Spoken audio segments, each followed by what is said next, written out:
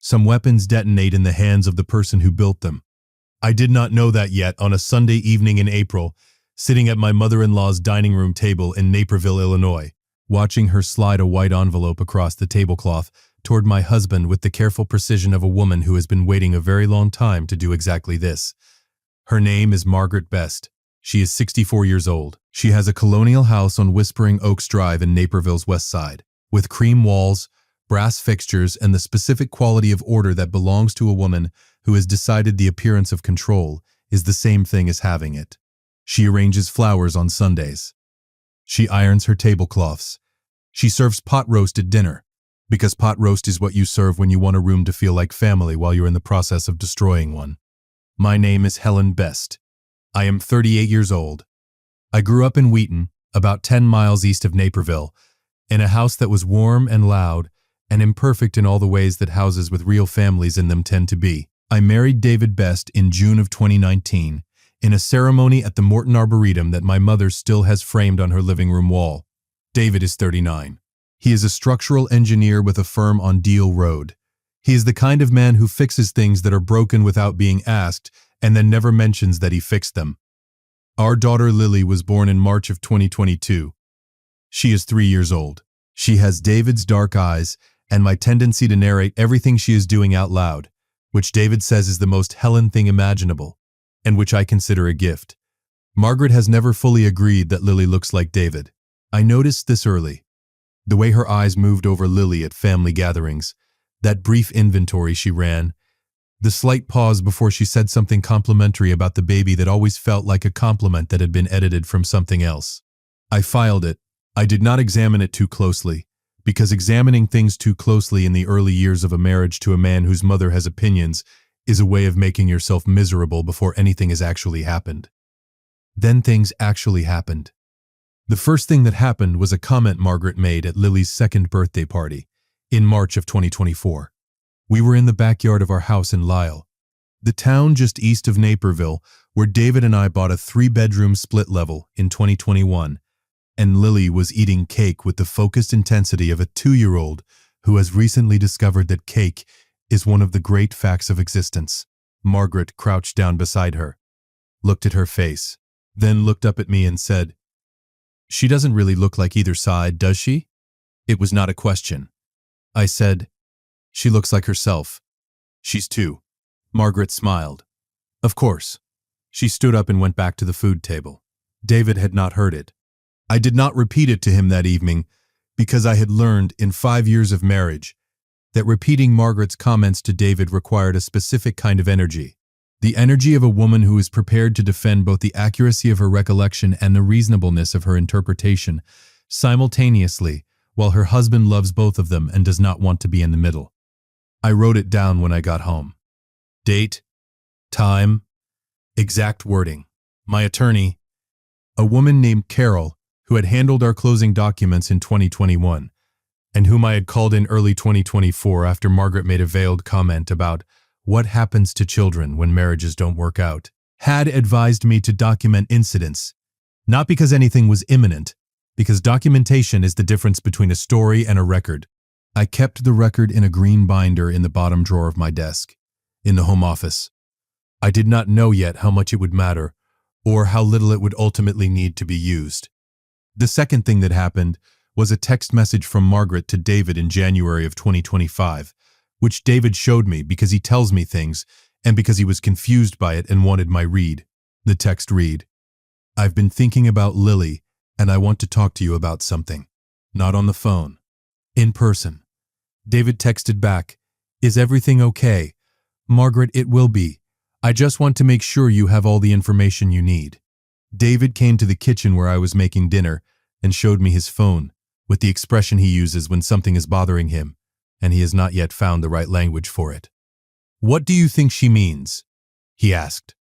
"I don't know," I said. "I think I know," I thought. "I think she is building towards something." David called her that evening. She told him it could wait. They scheduled Sunday dinner for 2 weeks out. February 2nd. I went to the home office. I opened the green binder. I added an entry. "Welcome back to Sweet Family Revenge. Grab your snacks, get comfortable, and remember, The people in these accounts had every chance to behave themselves. They just chose wrong. Drop a comment and be sure to subscribe. You're going to love it here. February 2nd was a Sunday. We drove to Naperville with Lily in her car seat, eating crackers and telling us at length about a dream she'd had involving a purple dog and a slide. David drove. I watched Naperville go by outside the window. The wide streets, the neat subdivisions, the particular quality of a suburb that has decided prosperity as its primary identity. Whispering Oaks Drive, the colonial house, cream walls. Margaret opened the door before we knocked, which she always does because she monitors the driveway from the front window, and has done so for as long as David can remember. "There she is," Margaret said, looking at Lily with the specific warmth she reserved for Lily in public. Genuine in its way, but curated. An emotion that had been reviewed before deployment. Lily held up a cracker. "For you," Lily said. Margaret took the cracker with the grace of someone accepting a state gift. "Thank you, sweetheart." We went inside. The pot roast was in the oven. The table was set for 3. David's brother Ryan was traveling, his wife Sandra away with her own family. Just us. Just Margaret, and David, and me, and Lily in the portable high chair we brought. I helped with the salad. David opened wine. Margaret moved around the kitchen with the efficiency of someone running an operation she had prepared for extensively. The envelope was on the kitchen counter the whole time. I noticed it when I was reaching for the salad bowl. Standard white envelope, sealed, no label on the front. Margaret's hand moved over it once while she was talking about something else, a small, unconscious gesture of ownership. I filed that too. We ate dinner. We talked about Lily's preschool, which she had started in January at a place on Maple Street in Lisle that she loved with the wholehearted devotion of a 3-year-old who has discovered that other children exist, and that this is wonderful. We talked about David's current project. We talked about a trip Margaret was considering to see her sister in Phoenix. Normal conversation, the kind that exists on the surface of something else. Lily fell asleep in the high chair at 7:15, which she does when she has eaten enough and the adults have been talking too long. David moved her to the travel cot in the spare room. He came back to the table. Margaret got up. She picked up the envelope from the counter. She sat back down.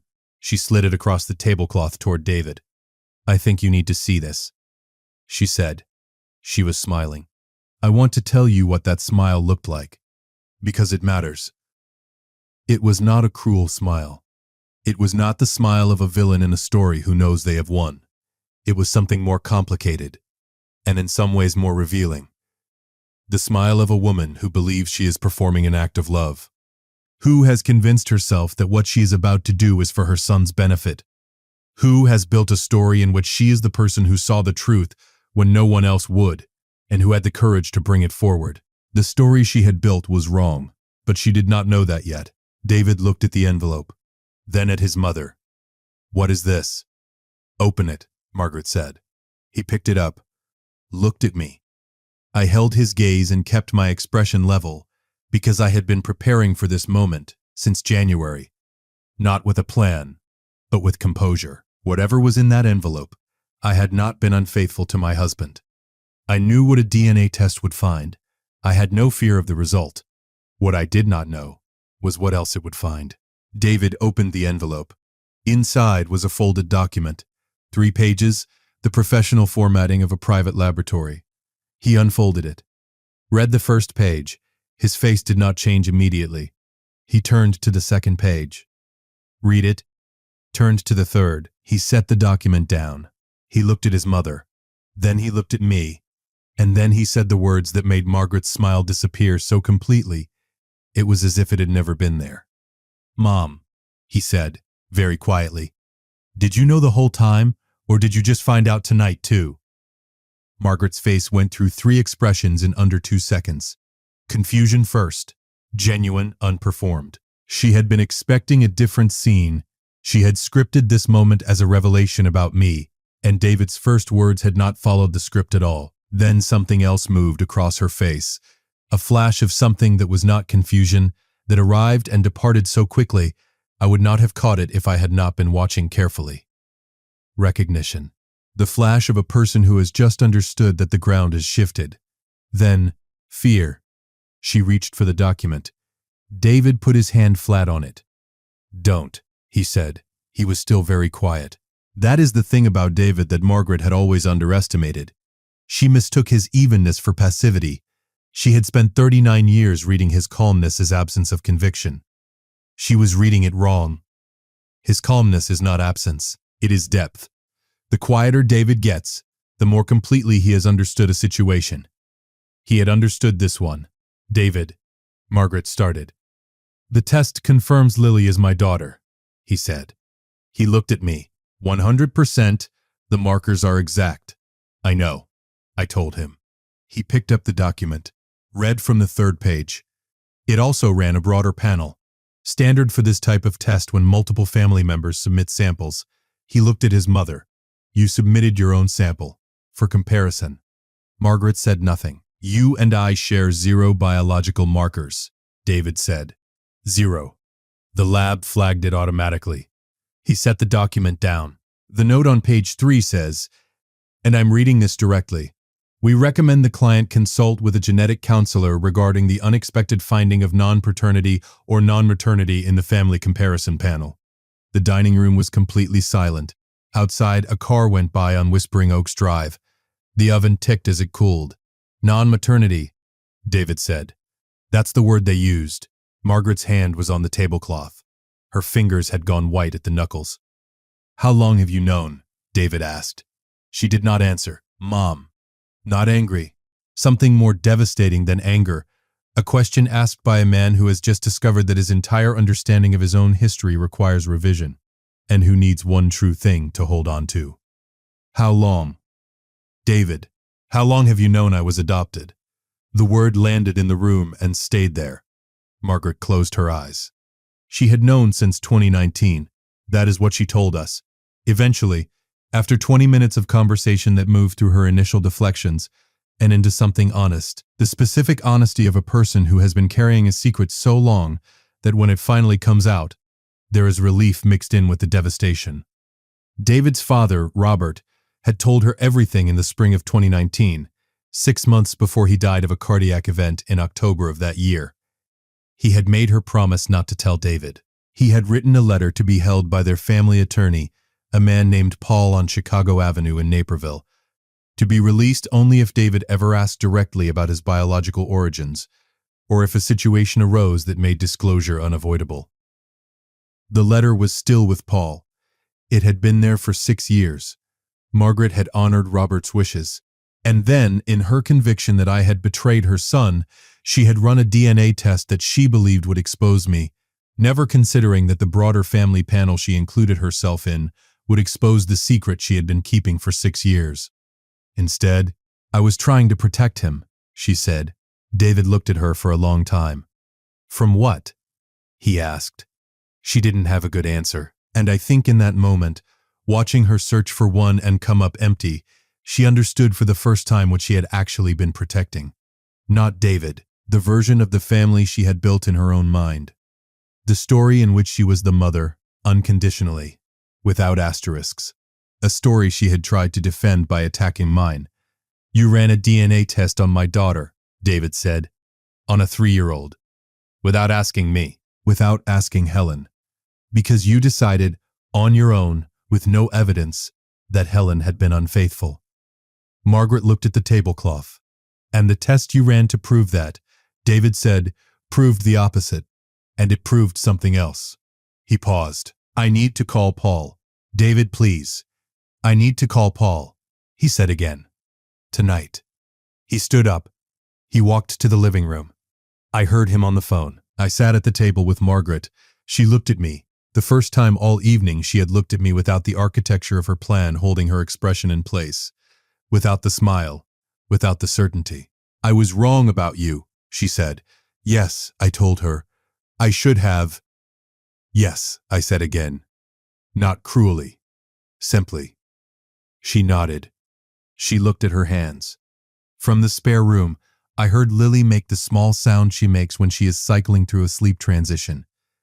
A brief murmur, then quiet again, completely unaware of what the adults in the next room had just done to each other and to themselves.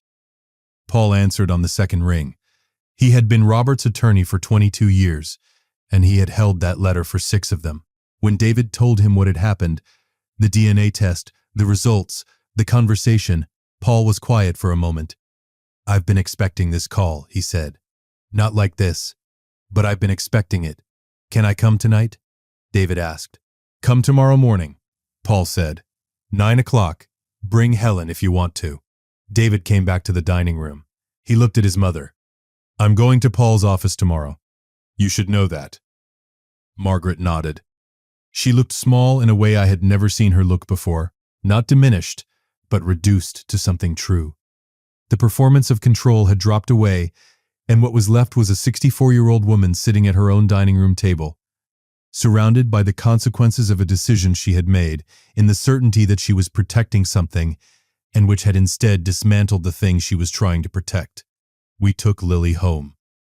The drive back to Lyle was quiet, not the hostile quiet of a crisis, the working quiet of two people who have absorbed something large and are processing it in parallel.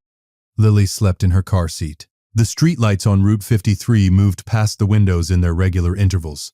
"Are you okay?" I asked. "No," David said. "Not yet." He drove for a moment. "Are you?" "I'm angry," I told him. "Not at you." "I know." He reached over and took my hand without looking away from the road. "I'm sorry she did that to you. To Lily. She did it to herself," I said. He squeezed my hand. "Yeah." Paul's office on Chicago Avenue in Naperville had the settled quality of a practice that had been in the same building for a long time and had no intention of going anywhere. Paul himself was 67, with the measured ease of an attorney who had spent 4 decades delivering complicated information and had learned that the delivery mattered as much as the content. He poured coffee. He placed the letter on the desk between us. It was a standard white envelope, sealed, Robert's handwriting on the front. "For David, when the time comes." David picked it up, held it for a moment. "Do you want to read it here?" Paul asked. "Yes," David said. He opened it. I watched his face while he read. He read it the way he reads everything that matters, completely, without rushing, going back twice to sections that required it. The letter was 4 pages. It took him 11 minutes. When he finished, he folded it carefully and put it back in the envelope. "They found me through a Catholic adoption agency," he said. "St. Vincent's, Chicago, 1986. He looked at Paul. "My biological mother was 19. She named me Thomas before she surrendered me." "Yes," Paul said. "Robert knew her name." David looked at the envelope. "He said he wanted to tell me. He said he tried 3 times and couldn't find the right moment." A pause, and then there wasn't a right moment left. The office was quiet. "He said he was proud of me," David said. His voice had the quality of someone reporting a fact they are still deciding what to do with. "He said being my father was the best thing he ever did. I believed it before I read it, and I believe it now." He stood up, shook Paul's hand. We walked out into a Tuesday morning in April, Naperville going about its business on Chicago Avenue, oblivious to the fact that my husband had just read the most important letter of his life and was standing on the sidewalk deciding who he was now. He stood there for a moment. Then he said, "Breakfast?" I looked at him. "I need pancakes," he said, "and I need to sit somewhere that isn't that office and eat something normal while I figure out what I'm feeling." "Yes," I said. "Absolutely yes." We went to a diner on Washington Street. We ordered pancakes and coffee and eggs and ate all of it. David talked about his father, about the specific memories that were surfacing now with new context. A comment Robert had made once about how family was a choice more than a circumstance. A moment when David was 16 and had asked Robert if he looked like him, and Robert had said, "You look like the best of all of us," and changed the subject. Small moments that had seemed unremarkable and now carried the weight of everything unsaid. "He wasn't lying," David said. "He was protecting something. Just badly. People do that," I said. "Margaret was doing the same thing," he said. "Badly." He poured more coffee. "I'm not ready to let her off the hook for the DNA test. That was a violation. Of you. Of Lily. Of our family." He looked at the cup. "But I also understand now why she was afraid. She was afraid of losing me. She's been afraid of losing me for 39 years because somewhere in her she always knew the thing that made her afraid was real. The fear doesn't justify what she did, I said. No, he agreed. It explains it. Those aren't the same thing. He was right. They are not the same thing. And the distinction matters because one of them opens a door and the other closes it. I want to tell you about the conversation I had with Margaret 3 weeks later, because it is the part of this story that I think about most. She called me on a Thursday morning in late April. Not David. Me. That was the first thing I noticed. She had always routed communication through David, the way people route difficult things through intermediaries when they are not ready to be direct. She called me directly. Helen, she said, I'd like to come and see Lily, if that's something you'd consider. I thought about it. Yes, I said. Saturday morning. Our house. She came at 10. She brought flowers, which I put in a vase, and a picture book for Lily about a girl who goes on an adventure in the woods, which Lily immediately claimed as her most important possession. They sat on the living room floor and read it twice. I watched from the kitchen doorway. Margaret looked smaller in my house than she did in her own, in the way that people look smaller when they are in a space where they do not have home court certainty. But there was something else too, something that had not been there before. She was just looking at Lily, not running an inventory, not comparing features, not searching for something that would confirm or deny a story she had already written. Just looking at her granddaughter the way a grandmother looks at a child she loves and is grateful to be near. She's wonderful, Margaret said, when Lily had moved on to arranging cushions into what she described as a house for bears.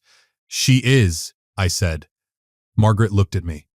I know that what I did was wrong, not just because of how it turned out, because of what it was.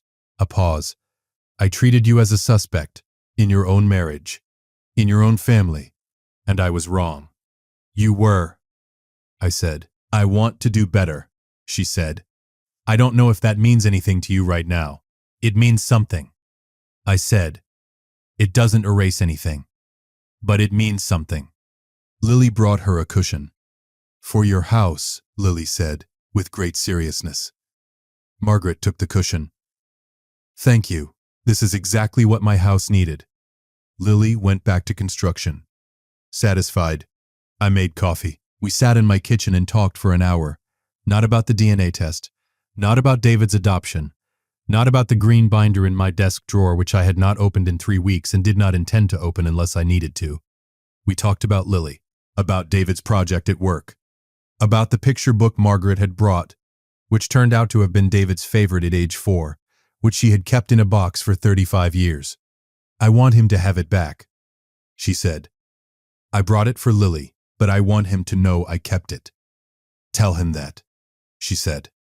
She looked at her coffee cup. I will, I said. If you've made it this far, do us one quick favor. Subscribe. A lot of people listen without ever doing it. It costs you nothing and means everything to us. Thank you, genuinely. Now, the last thing I want to say. Here's what I keep coming back to.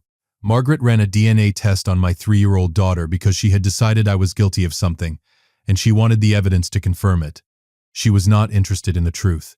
She was interested in the version of the truth she had already written and needed proved. This is one of the most common and most destructive patterns in human relationships. The decision made first, the evidence gathered second, the conclusion written before the investigation begins. It looks like due diligence. It feels like courage. It is neither. It is confirmation bias in action, and it is how people destroy relationships they claim to be protecting. Margaret was not wrong to love her son. She was not wrong to want to protect him. Where she went catastrophically wrong was in deciding she already knew the threat and proceeding accordingly. Without evidence, without conversation, without the basic respect of treating the person she suspected as someone who deserved the assumption of innocence. The weapon she built to destroy me was a DNA test. The DNA test confirmed I was telling the truth. And then it told her something she had been keeping at arm's length for 6 years. The truth about her own family, the secret her husband had trusted her with, and which had been slowly reshaping her fear into something that needed an outlet. She found the outlet in me. The thing she was trying to hide from David. The adoption, the secret, the 39 years of a story she had told herself about who she was. came apart because she could not resist trying to unmake me. The lesson I want you to take from this is not that Margaret got what she deserved.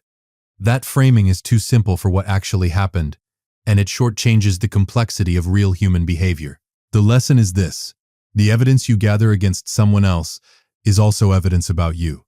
The questions you ask, the tests you run, the investigations you conduct, all of it reveals your suspicions, your fears, your blind spots, and the lengths you are willing to go to in order to protect a story you have decided is true.